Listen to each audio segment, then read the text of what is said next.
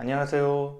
제 신간 초등수학 심화 공부법을 어떻게 활용하면 좋을지를 설명하는 시간입니다. 먼저 제가 이 책을 쓰게 된 계기는 제가 유튜브나 아니면 네이버 카페 공부머리 수학법을 통해서 여러분들에게 많은 질문을 받았습니다. 댓글들의 답을 주로 하면서 어머님들이 이제 자녀들을 지도를 하시고, 특히 초등 같은 경우는 아직까지는 엄마표로 지도하는 경우가 많기 때문에 엄마표로 자녀를 지도할 때 이런 부분들이 궁금하는구나, 수학자라는 아이는 이렇게 공부합니다 해서 던졌던 어떤 메시지대로 공부를 실천하려고 하는데 잘 안 되는 부분들이 있는 거잖아요. 궁금하고. 그래서 그런 부분들을 계속 질문을 던져 주셨습니다. 그래서 그 부분에 대해서 좀 답을 하는 그런 책의 성격으로 만들었습니다. 어떤 부분들이 제일 많았냐면, 첫 번째는 심화의 중요성은 이해하는데 아이에게 심화를 시키려고 하니까 잘 안 된다, 어떻게 해야 될지 모르겠다, 구체적으로 어떻게 해야 되느냐, 이런 부분에 대한 질문들이 많았고요. 그 다음 두 번째는 교재나 커리는 어떻게 짜야 되냐, 우리 아이가 여기까지 소화했는데 그 다음에는 뭘 공부하면 되느냐, 이 학습 로드맵, 이런 질문들이 많았습니다. 그래서 이거에 대해서도 제가 답변을 하고 싶었고요. 그 다음 세 번째, 잘하는 아이가 아닌 평범한 아이거나 아니면 수학이 매우 약한 아이, 이런 아이들은 뭐 수학을 포기해야 됩니까? 아니면 이런 아이들이 공부할 수 있는 방법은 뭐가 있을까요? 이런 질문들도 좀 많았습니다. 그러니까 전작 수잘공에서는 어느 정도 하는 중상위권 학생들에 대한 내용들만 너무 있는 거 아니냐, 이런 비판이 좀 있어서 평범한 학생들이나 아니면 수학이 좀 약한 학생, 아예 좀 못하는 학생들은 어떻게 지금 시점에서 공부를 해야 되는지, 그런 공부법들도 좀 다뤘습니다. 가급적이면 구체적으로 다루려고 했고요. 이걸 보고 어느 정도 엄마표로 자녀를 지도하는 것이 가능하게끔 해주려고 노력을 했습니다. 물론 학원을 다니면서도 학원에서 심화를 못하는 경우가 많죠. 심화를 못 시켜주는 경우가 많은데, 그래서 학원을 다니는 아이 같은 경우도 집에서 심화라든지 이런 것들을 공부시킬 수 있는 방법들을 좀 정리를 했습니다. 이 책을 어떻게 활용하면 될지를 구체적으로 설명을 해드리겠습니다. 먼저 차례를 보면서 각 꼭지별로 어떤 점을 주안점을 두고 보시면 될지를 말씀을 드려보겠습니다. 처음에 수학력 쌓는 진짜 공부하고 수학력 쌓기 어떻게 준비해야 할까, 이 파트는 앞으로 아이가 공부를 잘하기 위해서는 학습 능력이 필요하잖아요. 학습을 잘할 수 있는 그런 능력들이 필요한데, 수학에서는 수학력이라고 제가 이름 붙였습니다. 그래서 수학을 잘하는 기본적인 능력, 이해력, 그 다음에 문제결력, 그 다음에 추론 능력, 수학적 사고력까지 해서 이런 능력들을 초등 시기에 반드시 길러놔야 된다. 근데 이런 능력들보다는 학원을 보내서 공부하는 것들은 대부분 이런 능력을 키우는 게 아니라 정보를 주입하는 내용이다. 정보, 지식을 쌓는 행동이다. 근데 정보 지식을 쌓는 거 가지고 아이가 고등학교까지 공부를 잘하진 않거든요. 그래서 정보 지식을 쌓는 그런 주입식의 학원 공부보다는 초등학교 때는 이해력, 문제결력, 추론 능력, 수학적 사고력을 쌓는 그런 공부 방법이 필요하다. 물론 학원에서 이런 부분을 키워주는 학원들도 있습니다. 대부분 강의식의 학원들은 정보 지식을 주입하고 진도를 나가는 그런 형태의 학원이기 때문에 그리 적합하지 않다, 이렇게 말씀을 드립니다. 이런 능력들은 보통 이제 독서라든지 그런 걸 통해서 이해력 같은 건 길러지고요.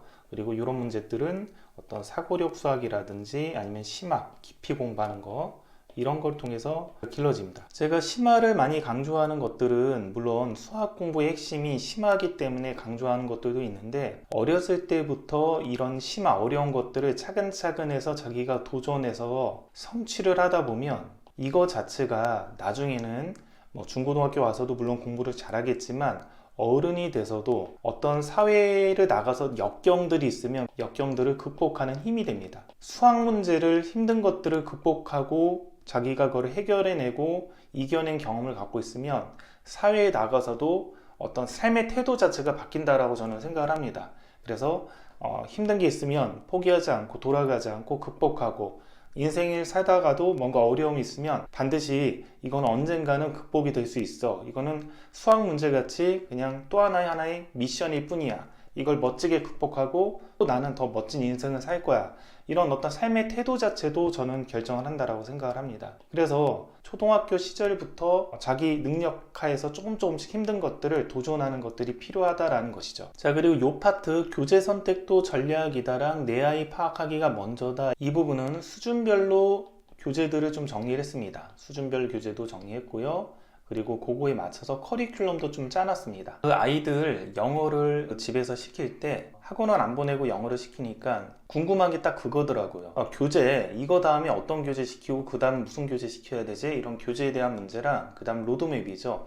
이렇게 언제까지는 이렇게 시키고 그 다음 학년부터는 이렇게 시키고 이렇게 시키고 중학교 때는 어떻게 가고, 자, 이런 로드맵 이 두 가지가 상당히 궁금했는데요. 저는 다행히 주변에 영어학원 원장님들이 많이 계셔서 원장님들한테 어떤 식으로 공부를 시켜야 됩니까? 이렇게 물어봐서 교재나 그다음 로드맵들을 잡았습니다. 이 부분들이 엄마표 또는 홍공으로 시켰을 때 거의 핵심이다 라고 생각해서 이런 부분들을 좀 정리를 했습니다. 이 부분들은 학원 강사들도 참조를 했으면 좋을 것 같습니다.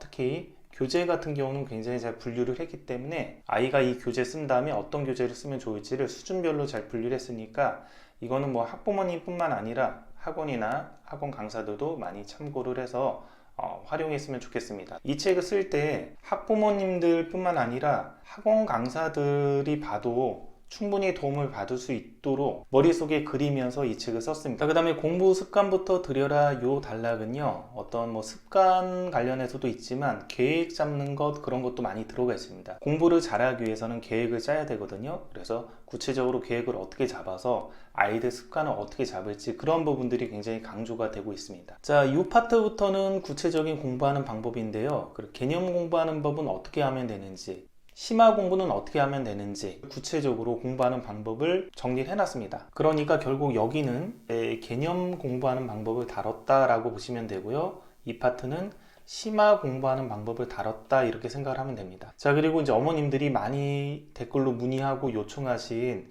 수학이 약한 학생들, 심화는커녕 응용도 안 되는 학생들은 어떻게 공부해야 됩니까? 수학이 약한 학생들을 위한 공부법을 달았습니다. 이거는 제가 수포자인 재수생들을 수학을 잘하게끔 공부를 시킬 때 쓰는 방법인데요. 일단 개념을 잡아주는 확실한 방법들이 서술이 되어 있습니다. 그래서 좀 아껴뒀던 노하우인데 이 책에서 같이 쏟아 부었습니다. 자, 그리고 평범한 학생들, 응용 정도까지는 하는데 평범한 학생들은 어떻게 공부해야 됩니까? 라는 부분은 이 파트에서 다뤘습니다. 그러니까 여기가 중위권, 평범한 학생들은 어떻게 공부해야 됩니까? 그리고 이 파트가 약간 하위권 학생들은 어떤 식으로 공부해야 됩니까? 이런 부분을 좀 다뤘고요. 여기는 심화를 도전하는 심화 공부를 어떻게 해야 되는지, 여기는 개념 공부는 어떻게 해야 되는지, 이런 거를 다뤘다라고 생각을 하면 되겠습니다. 자, 여기 홍공을 완성하는 기술에서는 좀 섬세한 습관들, 구체적인 활용법, 오답노트 작성하는 법, 이런 것들을 좀 다뤘다라고 생각을 하시면 되고요. 여기 중고등을 내다보는 수준별 학습 로드맵 같은 경우는 중고등까지 바라보면서 어떤 학습 로드맵을 짜고 커리를 짜고 교재를 만들 때 필요한 교재, 중고등 교재는 수준별로 어떻게 돼 있는지, 그리고 우리 아이가 모든 과정 심화는 못하지만 한두 과정 심화는 할 수 있다. 그랬을 때는 어떤 과정 위주로 심화를 하면 좋은지, 부분적 심화를 할 때 중고등 과정은 어느 부분은 좀 더 강조하고 어느 부분은 좀 개념 위주로 학습해도 되는지, 이런 어떤 전체적인 로드맵들을 학생들 수준별로 정리를 했습니다. 자, 2부 초등수학 지도안에서는 3학년 1학기부터 6학년 2학기까지 각 단원별로 어떤 식으로 아이를 지도하면 될지에 대해서 다뤘는데요. 주로 다룬 방식은 어떤 방식이냐면, 보통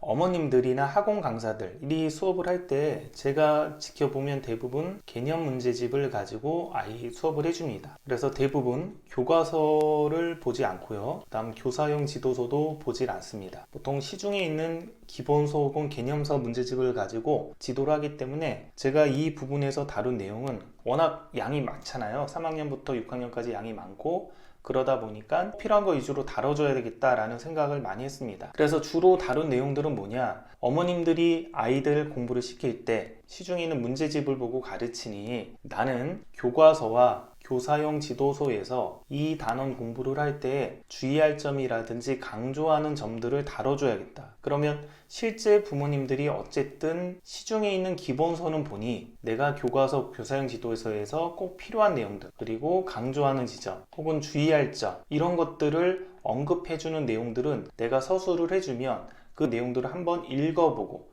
개념 문제집에 나와 있는 개념을 보면서 아이들을 지도를 하면 원활하게 지도가 되겠다. 그리고 교육 과정에 맞춰서 올바른 방식으로 지도를 할 수 있겠다. 이렇게 생각을 했습니다. 그래서 개념 문제집에 나와 있는 기본적인 개념이나 그런 것들은 다루지 않고요. 그거랑 중복되지 않는 교과서와 교사용 지도서에서 강조하는 내용, 주의할 점, 유의할 점 그런 거 위주로 내용들이 서술이 들어갔다라고 생각을 하면 됩니다. 거기다가 플러스 심화교재 지도법이라고 해가지고 심화교재를 아이들한테 지도할 때 필요한 내용들을 좀 담았는데요.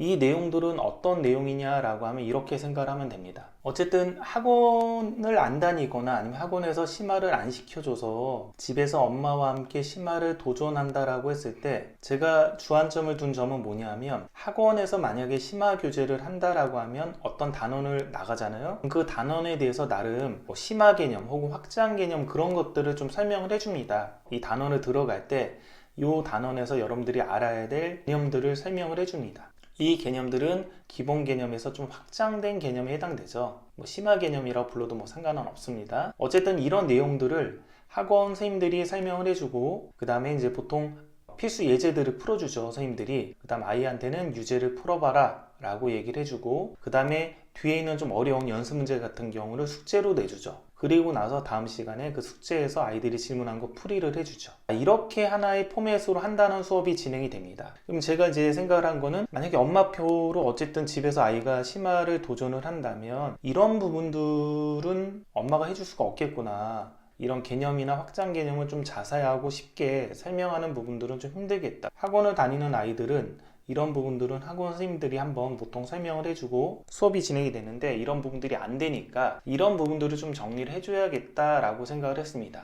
학원을 안 다녀도 학원 선생님들이 설명하는 이런 내용들을 한번 공부를 하고 배우고 나서 아이들이 심화 교재를 풀 수 있도록 제가 도움을 줬다라고 생각을 하면 될 것 같습니다.